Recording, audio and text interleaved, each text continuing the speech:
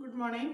അപ്പം നമ്മൾ പഠിക്കാൻ പോകുന്നത് നമ്മൾ കഴിഞ്ഞ ദിവസം നമ്മൾ എന്താ ഓർഗനൈസേഷൻ ഓഫ് ഡാറ്റ അല്ലേ, ഡാറ്റകളുടെ സംയോജനം എന്നുള്ള ചാപ്റ്റർ നമ്മൾ തുടങ്ങി അല്ലേ. ദത്തങ്ങളുടെ സംയോജനം എന്നുള്ള ചാപ്റ്റർ നമ്മൾ തുടങ്ങി.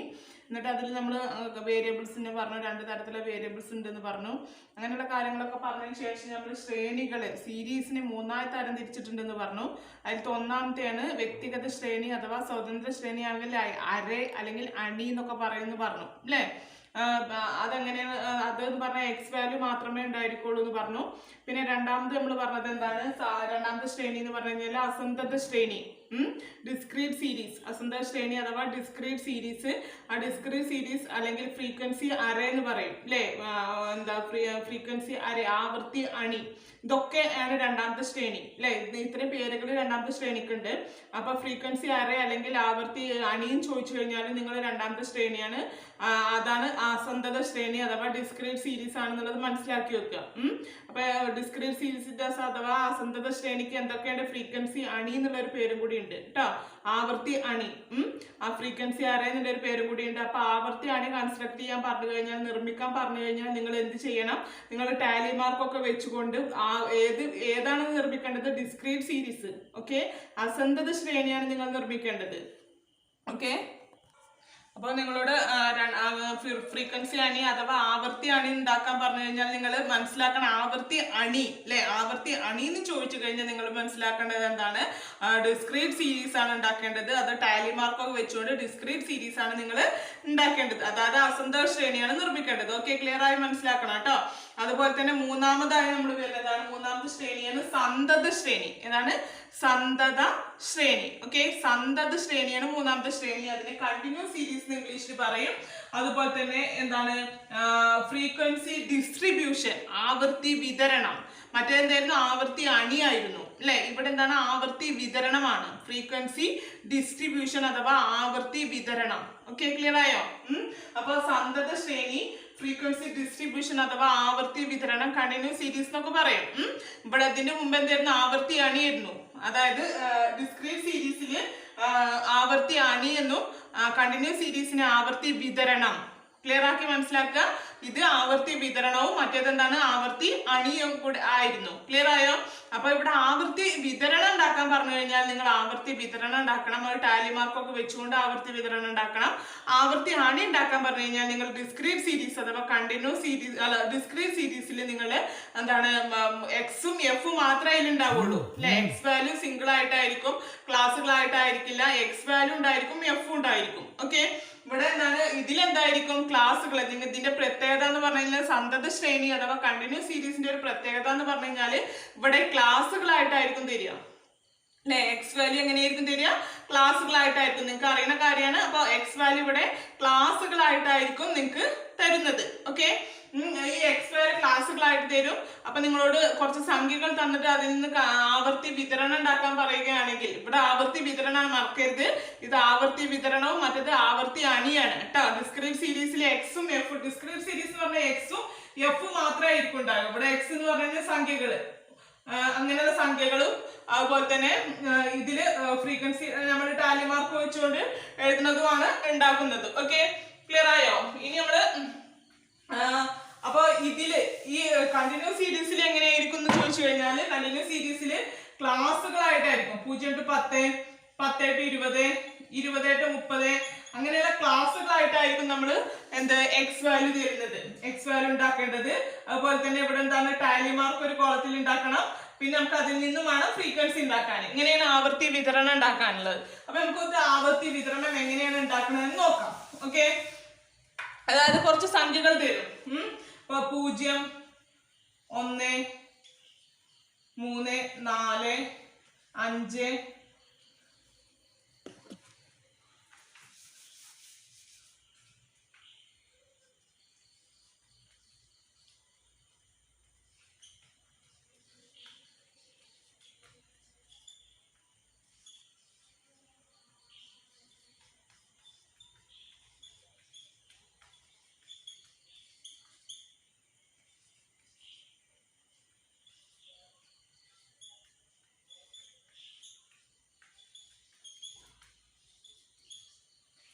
ഇങ്ങനെ തന്നിട്ടുണ്ട്, ഇങ്ങനെ കുറച്ച് സംഖ്യകൾ നമുക്ക് തരും. അപ്പൊ നമ്മൾ ആദ്യം ചെയ്യേണ്ടത് എന്താന്ന് വെച്ച് കഴിഞ്ഞാല്, ഇതിൽ ഇങ്ങനെ നമുക്ക് സംഖ്യകൾ തന്നു കഴിഞ്ഞാൽ ആദ്യം നമ്മൾ എന്ത് ചെയ്യണം, ഇതിന് ക്ലാസ്സുകൾ ഉണ്ടാക്കണം, ക്ലാസ്സുകളാക്കി തിരിക്കണം. അതിൽ ക്ലാസ്സുകളാക്കി തിരിക്കുക എന്ന് പറഞ്ഞാൽ ഏറ്റവും ചെറിയ ക്ലാസ് എന്താണെന്ന് നോക്കണം. ആവർത്തി വിതരണം ഉണ്ടാക്കാനുള്ളതാണ് നമ്മൾ പഠിക്കുന്നത്. അതെങ്ങനെയാണ് കൺസ്ട്രക്ട് ചെയ്യുക എന്നുള്ളതാണ് പഠിക്കുന്നത്. ഓക്കെ, ആവർത്തി വിതരണം, എങ്ങനെ ആവർത്തി വിതരണം കൺസ്ട്രക്ട് ചെയ്യാന്ന് പറഞ്ഞത്, അതിനെ ക്ലാസ്സുകളാക്കി തിരിക്കണം. ആദ്യം അതിനെ ക്ലാസ്സുകളാക്കി തിരിക്കുക. എങ്ങനെ ക്ലാസ്സുകളാക്കുക? ഏറ്റവും കുറഞ്ഞ വാല്യൂ ഇതിൽ 0 ആണ്. അതുപോലെ ഏറ്റവും 0 to 10 ഏറ്റവും ചുരുങ്ങിയ ലിമിറ്റ് കൊണ്ട്, ഏറ്റവും വലുതും പാടില്ല ഏറ്റവും ചെറുതും പാടില്ല. ആദ്യം ഏറ്റവും ചെറുത് 0 to 10, 10 to 20, 20 to 30, ഇവിടെ 30 കൂടുതൽ വരുന്നില്ലേ, അപ്പൊ 30 to 40 വരെ. ഏറ്റവും വലിയ സംഖ്യ ഇതിൽ വരുന്നത് 34 ആണ് അല്ലെ. അപ്പൊ അത് 30 to 40 വരെ വരും. ഇനി അതിന്റെ അടുത്ത കോളം നിങ്ങൾ എന്ത് ചെയ്യണം, ടാലി മാർക്ക്. അടുത്ത കോളത്തില് ടാലി മാർക്ക് ചെയ്യണം. ടാലി മാർക്ക് എന്ന് പറഞ്ഞു കഴിഞ്ഞാൽ 0 ആദ്യം വരുന്ന സംഖ്യ ഏതാണ്, 0. അപ്പൊ അത് ഇതിൽ പെടും അല്ലെ, ഒന്നാമത്തേല് പെടും. പിന്നെ രണ്ടാമത് വരുന്ന സംഖ്യ ഏതാണ്, 1. അതും ഏതില് പെടും, ഇതിൽ പെടും. പിന്നെ വരുന്നത് 3, അതും ഏതാ 0 to 10 പെടുക. 4, അതും 0 to 10. 5 വരുമ്പോ നമ്മൾ ക്രോസ് ചെയ്യണം. ക്ലിയർ ആയോ? അഞ്ചാമത്തെ സംഖ്യ വരുമ്പോ നമ്മള് ക്രോസ് ചെയ്ത് വരക്കണം. ക്ലിയർ കണ്ടോ, ക്രോസ് ചെയ്തിട്ടാണ് അഞ്ചാമത്തെ വരിക. പിന്നെ അടുത്തത് വരുന്നത് 10 ഏതിലാ വരിക, ഇതിലാണോ പെടുക, അല്ല ഇതിലായിരിക്കും പെടുക 10. ഓക്കെ, ഇതാണ് 10, ഇതിലാണ് 10 പെടുന്നത്. ഇതിൽ ഒന്നാമത്തേല് പെടില്ല, രണ്ടാമത്തേലാണ് 10 പെടുന്നത്. അപ്പൊ 10, പിന്നെ 15 അത് ഇതിലാണ് പെടുന്നത്, 12 ഇതിലാണ് പെടുന്നത്. പിന്നെ വരുന്നത് ഏതാണ്, 20 വരിക മൂന്നാമത്തേതിലാണ്. ക്ലിയർ ആയോ? 20 to 30 20 എന്നുള്ള സംഖ്യ വരുന്നത്. പിന്നെ വരുന്നത് 18 10 to 20 വരും. പിന്നെ 17 നമ്മൾ ക്രോസ് ചെയ്ത് വരക്കാം. അഞ്ചാമത്തെ വരയാണ് ഇട്ടുന്നത്, അതുകൊണ്ട് നമ്മൾ ക്രോസ് ചെയ്ത് വരച്ചു. പിന്നെ 30 വരെ ലാസ്റ്റത്തേലാണ്, 30 to 40 30 വരുന്നത് അല്ലെ. പിന്നെ 32 ഇതിൽ തന്നെയാണ് വരുന്നത്. പിന്നെ 23 അത് അതിന്റെ മുകളിലത്തേല് വരും, 20 to 30 വരും. പിന്നെ 24 അത് അതിന്റെ മുകളിലത്തേല് വരും, 25 അതിന്റെ മുകളിലത്തേല് വരും, 26 ഇതിൽ വരും. അപ്പൊ അഞ്ചാമത്തെ ആയതുകൊണ്ട് നമ്മൾ ക്രോസ് ചെയ്ത് വരച്ചു. ഓക്കെ, പിന്നെ 33 ഇതിൽ വരും, 34. ഇനി നമ്മൾ എന്ത് ചെയ്യണം, ഫ്രീക്വൻസി എഫ് ഉണ്ടാക്കണം. ഇതിൽ 5 ഇത് എണ്ണാൻ വേണ്ടി എളുപ്പത്തിനാണ് നമ്മൾ ഇതിൽ 5 ഇതിൽ 4. മൊത്തം എത്ര വരും, 5 5 10 10 5 20 20 24 അല്ല സോറി 5 10 15 19 അല്ലെ, 19. അപ്പൊ അതിൽ എത്ര സംഖ്യകൾ ഉണ്ടായിരിക്കും, 19 സംഖ്യകളായിരിക്കും ഉണ്ടായിരിക്കുക. ഓക്കെ, അപ്പൊ നമുക്ക് ഫ്രീക്വൻസി ഡിസ്ട്രിബ്യൂഷൻ ആവർത്തി വിതരണം ഉണ്ടാക്കാൻ നിങ്ങളോട് പറഞ്ഞു കഴിഞ്ഞാൽ ഇങ്ങനെ എഴുതിയിട്ട് വേണം നിങ്ങളത് ഉണ്ടാക്കാനുള്ളത്. ഓക്കെ, അപ്പൊ ഇത്രയും ഭാഗങ്ങളാണ് സന്ദർഭ ശ്രേണിയിൽ ഫ്രീക്വൻസി ഡിസ്ട്രിബ്യൂഷൻ ആവർത്തി വിതരണം ഉണ്ടാക്കുമ്പോൾ നിങ്ങൾ ചെയ്യേണ്ട കാര്യം. ക്ലാസ്സുകൾ അപ്പൊ ശ്രദ്ധിക്കേണ്ട ഒരു കാര്യം, ആവർത്തി അണി ഉണ്ടാക്കാൻ പറഞ്ഞു കഴിഞ്ഞാൽ നിങ്ങൾ എക്സും എഫും മാത്രം ഉണ്ടാക്കുക. അവിടെ എക്സ് എന്ന് പറഞ്ഞു കഴിഞ്ഞാൽ സിംഗിൾ ആയിട്ടായിരിക്കും, അവിടെ ക്ലാസ് ഉണ്ടാവില്ല. ആവർത്തി വിതരണം ഉണ്ടാക്കാന്ന് പറഞ്ഞു കഴിഞ്ഞാൽ നിങ്ങൾ എന്ത് ചെയ്യണം, ക്ലാസ്സുകളായിട്ട് തിരിച്ചിട്ട് അതിന് ടാലി മാർക്കും ഫ്രീക്വൻസി ഉണ്ടാക്കുക. ഓക്കെ, അതാണ് തമ്മിലുള്ള ഡിഫറൻസ്. ഓക്കെ, ആ ഡിഫറൻസ് മനസ്സിലാക്കി മാത്രമേ ക്വസ്റ്റ്യൻ അനുസരിച്ച് നിങ്ങൾക്ക് ചെയ്യാൻ പറ്റുള്ളൂ. ആവർത്തി അണി വീണ്ടും ഞാൻ പറയണ, ആവർത്തി അണി ഉണ്ടാക്കാൻ പറഞ്ഞു കഴിഞ്ഞാൽ നിങ്ങൾ ഡിസ്ക്രീറ്റ് സീരീസ് ആണ് അഥവാ അസന്തത ശ്രേണിയാണ്. അവിടെ എക്സും എഫും മാത്രം ഉണ്ടാവുക, എക്സ് ക്ലാസ്സുകളായിട്ടല്ല. ഓക്കെ, എന്നിട്ട് ടാലി മാർക്ക് ഇട്ടിട്ട് ഫ്രീക്വൻസി കണ്ടുപിടിക്കണം. ഇനി സന്തത ശ്രേണിയിലാണെങ്കിൽ ആവർത്തി വിതരണം ഉണ്ടാക്കാൻ പറയുകയാണെങ്കിൽ നിങ്ങൾ എന്ത് ചെയ്യണം, ഇവിടെ ക്ലാസ്സുകളായിട്ട് എക്സ് ഇവിടെ എങ്ങനെയാണ് ക്ലാസ്സുകളായിട്ടും പിന്നെ ടാലി മാർക്ക് വെച്ചിട്ട് ഫ്രീക്വൻസി കണ്ടുപിടിക്കണം. ഓക്കെ, ക്ലിയർ ആയോ? ഇനി നമ്മൾ ആവർത്തി വിതരണം അഥവാ കണ്ടിന്യൂസ് സീരീസിൽ നമ്മൾ ശ്രദ്ധിക്കേണ്ട കുറച്ച് കാര്യങ്ങളുണ്ട്. കണ്ടിന്യൂസ് സീരീസ് നിർമ്മിക്കുമ്പോൾ, കണ്ടിന്യൂസ് സീരീസ് അഥവാ സന്തത ശ്രേണി അഥവാ ആവർത്തി വിതരണം, ഇതിലൊക്കെ നമ്മൾ ശ്രദ്ധിക്കേണ്ട 3 കാര്യങ്ങളുണ്ട്. ഒന്നാമതാണ് ക്ലാസ് ലിമിറ്റ്. എന്താണ് വർഗസീമ? ക്ലാസ് ലിമിറ്റ് അഥവാ വർഗസീമ. എന്താണ് ക്ലാസ് ലിമിറ്റ് എന്ന് പറഞ്ഞു കഴിഞ്ഞാൽ? ക്ലാസ് ലിമിറ്റ് എന്ന് പറഞ്ഞാൽ ഉച്ചസീമയും നീചസീമയും ലോവർ ലിമിറ്റും അപ്പർ ലിമിറ്റും കൂടെ കൂടിയതാണ് ക്ലാസ് ലിമിറ്റ് എന്ന് പറഞ്ഞാൽ. ഇപ്പോ 10 to 20 ഈ 10 to 20 എന്നുള്ളൊരു ക്ലാസ്സില് ഇതിന്റെ ലോവർ ലിമിറ്റ് എന്ന് പറഞ്ഞു കഴിഞ്ഞാൽ 10ഉം അപ്പർ ലിമിറ്റ് എന്ന് പറഞ്ഞു കഴിഞ്ഞാൽ 20ഉമാണ്. അപ്പൊ അപ്പൊ ഇതിന്റെ ക്ലാസ് ലിമിറ്റ് എന്ന് പറയുന്നത് 10 to 20. ഇതാണ് ക്ലാസ് ലിമിറ്റ്. 10 to 20 ആണ് ഇതിലത്തെ ക്ലാസ് ലിമിറ്റ്. അതായത് വർഗസീമ എന്ന് പറഞ്ഞാൽ 10 to 20. ഇതിൽ ലോവർ ലിമിറ്റ് ഉണ്ടായിരിക്കും, അപ്പർ ലിമിറ്റ് ഉണ്ടായിരിക്കും. അതായത് ഉച്ചസീമ ഉണ്ടായിരിക്കും, നീചസീമ ഉണ്ടായിരിക്കും. ക്ലിയർ ആയോ? ഇനി രണ്ടാമത് പറയുന്നത് ക്ലാസ് ഇന്റർവെൽ അഥവാ വർഗാന്തരാളം.